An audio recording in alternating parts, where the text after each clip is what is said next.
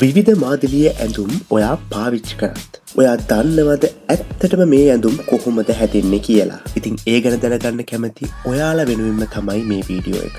හැම රෙදිපිලි ආයිත්තමක්ම සම්පූර්ණ ඇඳුමක් වෙන්න කලින් ඒ අතරමැද ලොකු ගමනක නිරත වෙනවා. ඉතින් අපි බලමු මොකද්ද මේ හරි අපූරු ගමන කියලා. මුලින්ම මේ රෙදිපිලි වලට අදාළ නූල අපි සකස් කරගන්න ඕන. නූල් වලට අවශ්‍ය කෙඳි ඊටම ප්‍රවේශමෙන් පිරිසිදු කරලා ඝනකම්බීම් ගැට ගැසීම් වැනි දේවල් ඉවත් කරලා නිසි තෙතමනයකින් හා සමතුලිතතාවකින් යුතුව අපි මේ නූල් සකස් කරන්න ඕන. මේ විදිහට හදාගත්ත නූල් එකතුවට අපි කියන්නේ යාන් එකක් කියලා.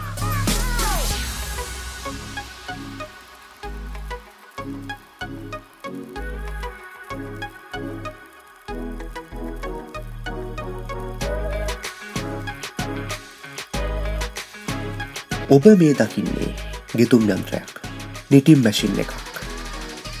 ඔබට පේනව නේද ඉන්දිකටු 100,000 ගණනක් හරි අපූර්වට භ්‍රමණය වෙලා අපි ඇතුළු කරන යාන් එක ප්‍රාථමික ඇඳුමේ මුල් පුරුක වන අමුරෙද්ද නිර්මාණය කරනවා.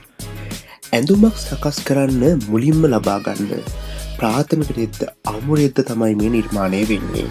අපි මේකට කියන්නේ ග්‍රේ ෆැබ්‍රික් එක කියලා.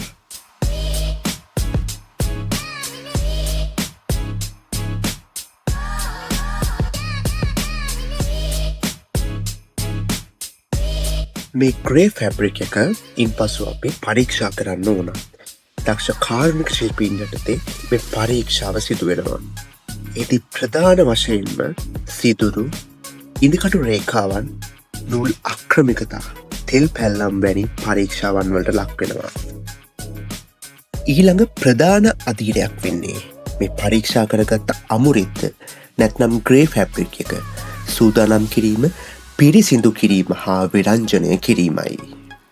මෙහිදී අවශෝෂණ කාර්ය වැඩිදියුණු කිරීම සඳහා ස්වභාවික තෙල්, ලෙහිසි තෙල්, ඉටි, පෙක්ටීන් සහ අනෙකුත් රසායනික ද්‍රව්‍ය ඉවත් කිරීම සිදු කරනු ලබනවා. ඉන්පසුව ඉතාම සුවිශේෂී පියවරක් වන්නේ මර්සරයිසිං ක්‍රියාවලියයි.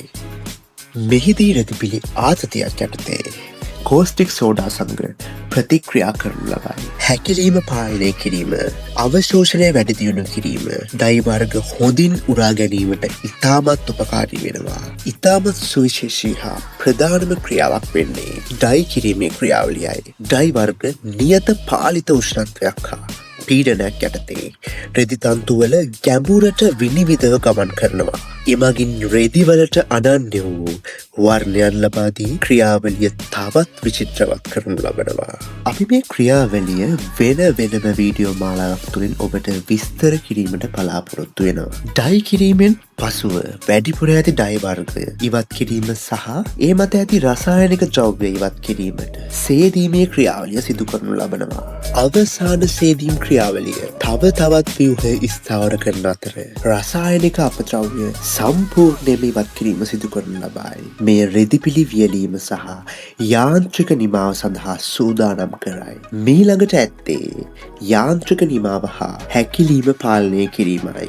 ඔබට පෙනෙන මේ යන්ත්‍රය හරහා ගමන් කරන රෙදිපිලි අවසාන පරීක්ෂාව සඳහා සූදානම් වීම සිදුවේ. එහිදී රෙදිවල ජල නිස්සාරණය තව දුරටත් සිදු කරනු ලබන අතර නිවැරදි කැපීම්, පිරිසිදු දාර සහ රෙදිවල ඒකාකාරී පළල නිරීක්ෂණය කරයි. කෙමෙන් අවසාන අදයට පැමිණ තිබේ.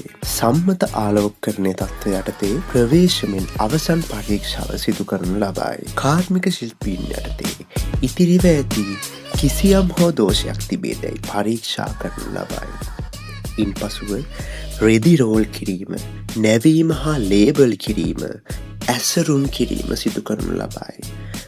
මෙතැන් සිට එය ලොව පුරා ඇඟලුම් කර්මාන්ත ශාලාවෙත නැව්ගත කිරීම සිදු කරනු ලබන අතර ඔබත් මමත් දිනපතා අඳින ඇඳුමේ රසවත් ගමන එලෙසින් නිමාවට පත්වනු ඇත.